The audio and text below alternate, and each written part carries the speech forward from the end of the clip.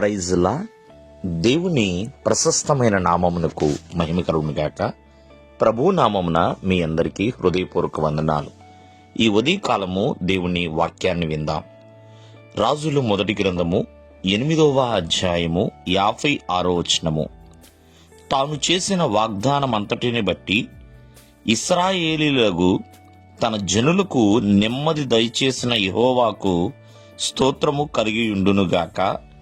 తన దాసుడైన మోషే ద్వారా ఆయన చేసిన శుభ వాగ్దానములో ఒక మాటైనా తప్పిపోయినది కాదు. ప్రియమైనవారలారా, దేవుని వాగ్దానము ఎప్పుడు కూడా తప్పదండి. ఇశ్రాయేలు ప్రజలకు దేవుడు ఎన్నో వాగ్దానములు చేసి ఉన్నాడు. మోషే ద్వారా ఆ వాగ్దానములన్నిటినీ కూడా దేవుడు నెరవేర్చి ఉన్నాడండి. ఆయన చేసిన వాగ్దానము ఏది కూడా తప్పిపోయిందైతే కాదు. శుభ వాగ్దానములను ఆయన చేసి ఉన్నాడు. కావున ఈ దినమందు ఆలోచన చేయండి, దేవుని వాగ్దానాలు ఎందుకు తప్పిపోవు?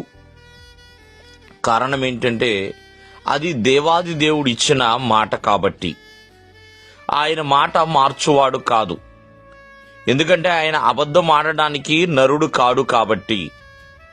ఆయన మాట నిన్నైనా నేడైనా ఎల్లప్పుడూ కూడా ఏకరీతిగా ఉంటుందండి.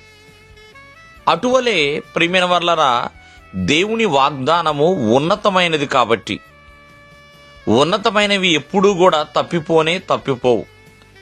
దేవుని వాగ్దానము కూడా ఉన్నతమైనది. ఎందుకంటే ఆయన మాట ఇచ్చి మరుచువాడు కానే కాదు.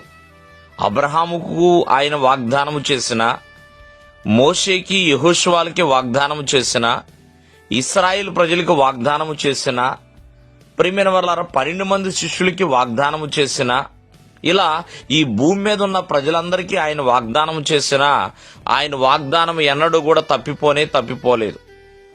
కానీ ఆయన వాగ్దానము నెరవేరునట్లుగా ఆయనకిష్టమైన జీవితాన్ని జీవించాలండి.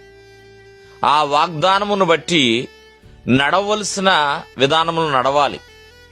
అబ్రహాము చూడండి, దేవుడు చేసిన వాగ్దానాన్ని బట్టి దేవుని సన్నిధిలో నిందారహితుడిగా బ్రతికాడు, నిరపరాధిగా జీవించాడు.